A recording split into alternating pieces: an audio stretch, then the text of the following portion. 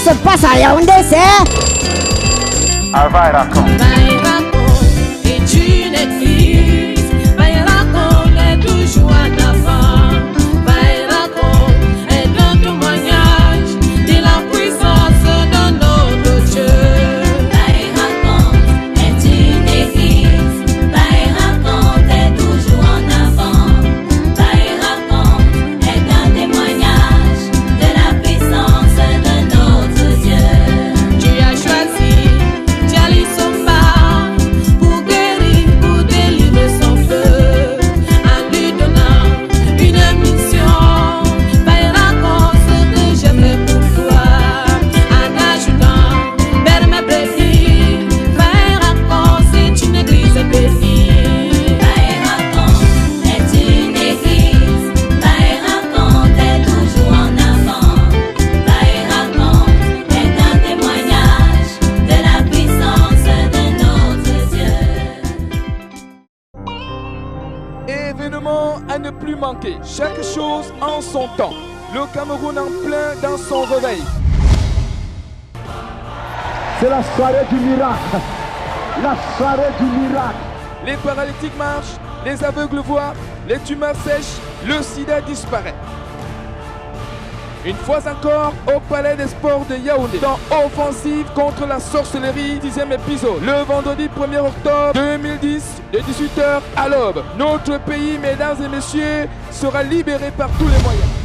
Mesdames, Messieurs, bonjour. Bonjour Mirabel. Good morning. Le prophète Mabi, depuis quelque temps, anime un séminaire sur les 12 dimensions de la sorcellerie et comment en être délivré. L'homme de Dieu explique que les sorciers ont une marmite dans laquelle ils gardent plusieurs domaines de la vie d'un homme, à savoir son travail, son mariage, ses finances, et bien d'autres. Tout cela dans le but de détruire la vie de l'homme. Je vous laisse suivre attentivement ce message, mais avant tout, et en obéissance à la parole de Dieu, prions pour les autorités. Good morning, my dear brothers and sisters. May the peace and the grace of the Lord be with you. You must have heard about Prophet Mabi Chris, all the way from Ivory Coast. For the past week, talking about satanic pots. He makes us to understand that witches have a satanic pot where they may decide to either hide your prosperity, your life, your marriage, your money, your children, just to make life miserable for you. So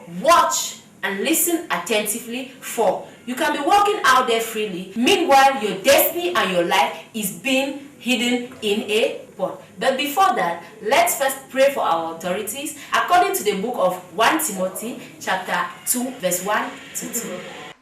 Levons les deux mains. Nous allons élever la voix et prier pour la nation. Prier pour les autorités. Prier pour la paix.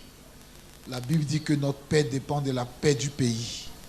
Nous avons besoin de paix pour travailler, pour vivre aisément. Élevons donc la voix, que la grâce de Dieu descende sur tous ceux qui ont une portion de pouvoir dans la nation. À commencer par le président de la République jusqu'à celui qui a la plus petite portion de pouvoir dans tous les domaines d'activité, que ce soit en ville, au village, où que ce soit. Élevons la voix et prions le Seigneur au nom de Jésus. Dieu de gloire, Père éternel, nous voulons prier pour le Cameroun, nous voulons prier pour le président de la République, nous voulons prier en faveur de sa famille, son épouse, ses enfants, prier pour le Premier ministre et toute sa famille, prier pour les différents présidents d'institutions et leurs familles, prier également pour les membres du gouvernement, tous les ministres, prier, Seigneur des Seigneurs, pour toutes les autorités de ce pays, autorités administratives, autorités militaires, ecclésiastiques, Seigneur, qui qu'elles soient, nous voulons prier pour les autorités au nom de Jésus. Seigneur des Seigneurs, Dieu de gloire, nous voulons prier afin que par votre grâce, ô éternel grand Dieu, par votre grâce, par votre grâce, par votre grâce, par votre grâce, par votre grâce, par votre grâce, la paix demeure dans le pays et que tout se passe dans de très très très bonnes conditions. Il n'y a point d'autre Dieu que vous et vous seul. Il n'y a point d'autre Seigneur que vous et vous seul. C'est vous, Père, et vous pouvez vous glorifier puissamment. Faites quelque chose de glorieux. Faites quelque chose de miraculeux. Faites quelque chose d'extraordinaire. Au nom de Jésus. Amen. Le thème de mon message, c'est sortir de la marmite de la sorcellerie. Non seulement tu sors, tes enfants sortent, tes parents sortent, tout ce qui t'est cher sort.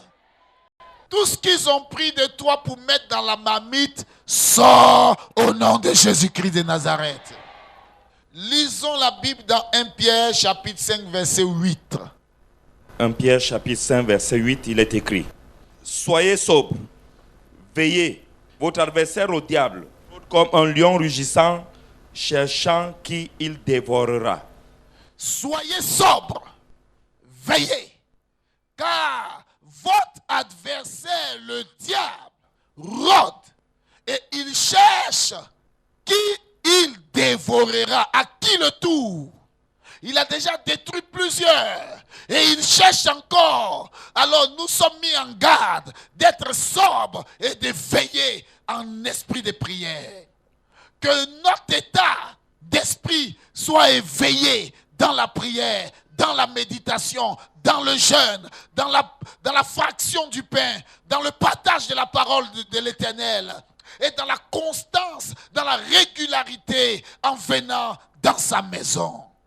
Le diable rôde comme un lion rugissant. Le diable ne viendra jamais à toi pour dire je suis le diable. Il viendra comme un ange de lumière, mais le but c'est de te détruire. Apocalypse 12, verset 12. C'est pourquoi réjouissez-vous, cieux, et vous qui habitez dans les cieux. Malheur à la terre et à la mer, car le diable est descendu vers vous, animé d'une grande colère, sachant qu'il a peu de temps. Réjouissez-vous, cieux et habitants des cieux. Parce que les versets précédents disent qu'ils l'ont vaincu. Il a été précipité parce qu'il a été vaincu à cause du sang de l'agneau et de la parole de leur témoignage.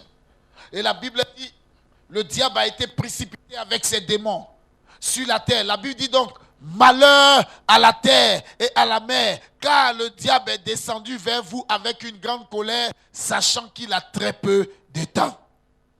Et quand il est descendu vers la terre et vers la mer, les démons, le diable, ils ont été précipités, ils sont descendus dans les eaux, la Bible dit la mer, ils sont descendus dans les forêts, les vallées, les montagnes, dans les cimetières et même dans des hommes.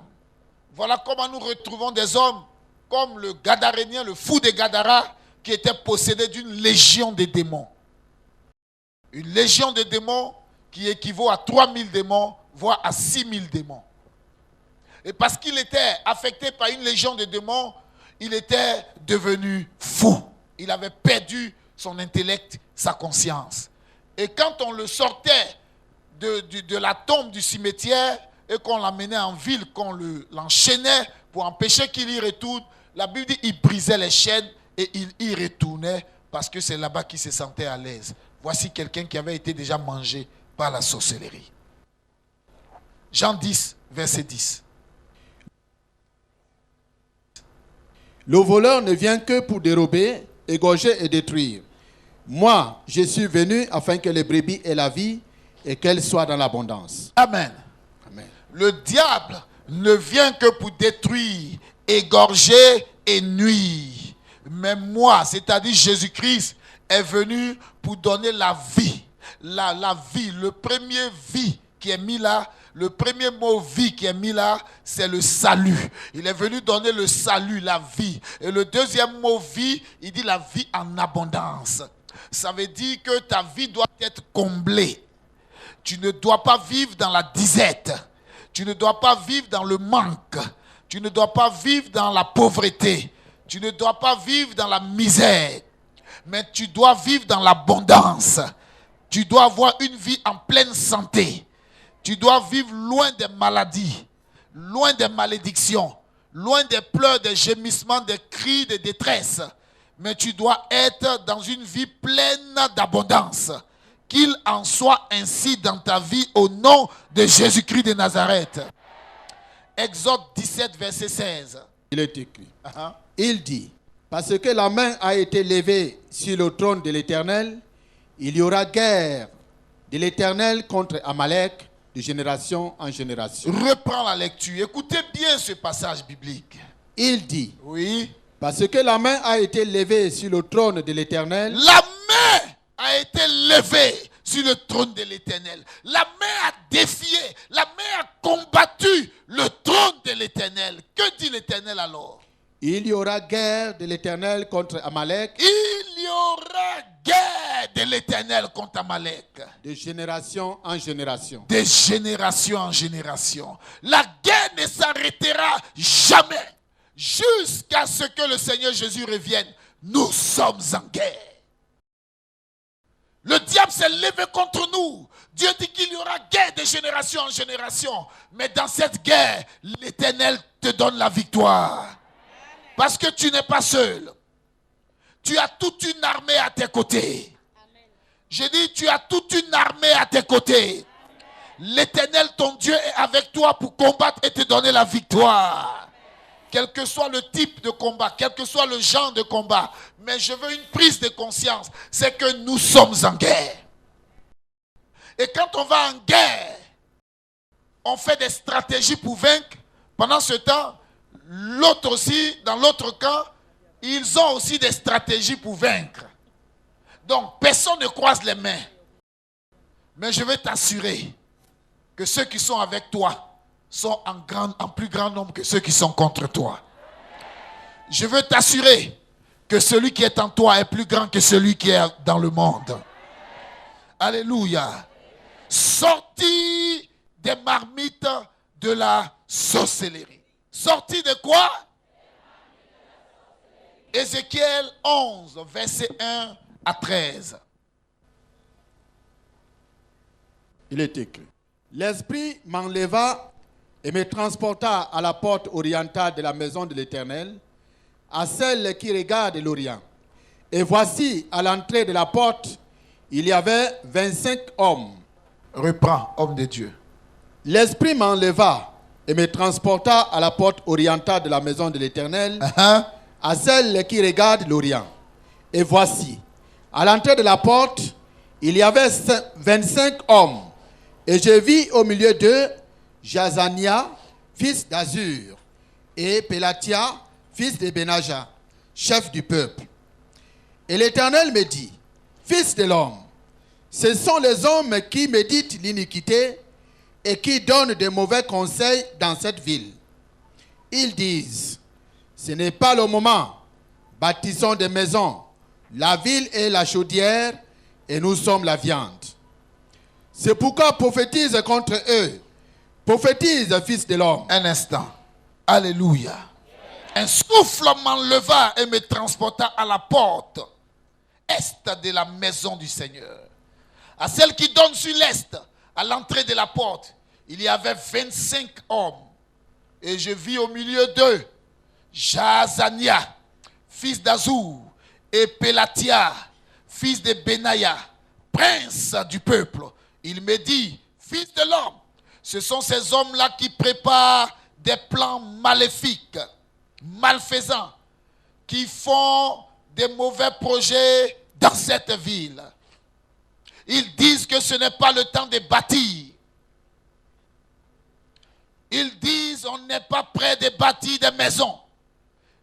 La ville, c'est la marmite. Et nous sommes la viande. Frères et sœurs, voici ce que dit la parole de Dieu. Dieu se révèle à son serviteur. Il enlève son esprit. Il le conduit à la porte orientale de sa maison. Et il lui montre ce qui se passe dans le monde spirituel. Et dans le monde spirituel, il découvre 25 personnalités. Ce n'est pas 25 personnes ordinaires. Ce ne sont pas des hommes méconnus. Mais ce sont des hautes personnalités, des dignitaires du royaume. Et quand il voit ces dignitaires-là, parmi eux, il reconnaît deux personnes, Jazania et Pélatia. Il dit, ce sont ces hommes-là qui donnent des mauvais conseils à la ville. Ils scrutent rien. Et ils disent, ce n'est pas le moment de bâtir. Ils ne veulent pas que quelqu'un bâtisse dans la ville. Ils ne veulent pas que quelqu'un construise dans la ville. Ils ne veulent pas que quelqu'un réussisse dans la ville. Tout doit leur revenir. Tout ce qu'on fait dans la ville, ils doivent avoir le contrôle, la même mise sur ce qu'on fait en ville. C'est eux seuls qui doivent gérer l'économie. C'est eux seuls qui doivent gérer les affaires. C'est eux seuls qui doivent gérer tout ce qui est travail, tout ce qui est marché important. Tout, c'est eux seuls, personne d'autre. Et la Bible est déclarée, ils disent que la ville est une marmite. Et nous, les humains qui sommes dans la ville, nous sommes la viande. Donc, pendant que tu te promènes dans la ville, tu as des projets, tu es en train de réfléchir sur beaucoup de choses, comment tu vas faire, comment tu vas réussir, comment tu vas te marier, ne sachant pas que toute la ville est la marmite. Et que tout ce que tu es en train de faire dans la ville, tu es sous le contrôle dans une marmite de la sorcellerie. Tu as des beaux projets, tu as des belles prédictions, tu as une grande volonté. Tu as beaucoup de choses que tu veux réaliser, que tu veux réussir dans ta vie, que tu aimerais faire. Tu planifies, tu arrêtes, tu décides, tu prends des grandes décisions. Mais tu ne sais pas une chose, que toute la ville dans laquelle tu es est une marmite. Et que toi-même, tu es considéré par ces personnes comme la viande. Parce que eux, ils disent qu'ils sont les gestionnaires, les gérants, les décideurs. Ils prennent tout et toutes les décisions leur reviennent. Mes amis, ce soir, nous sommes venus dire que si la ville est une marmite et qu'il y a des gens qui sont sous le contrôle, nous ne serons pas la viande dans cette marmite.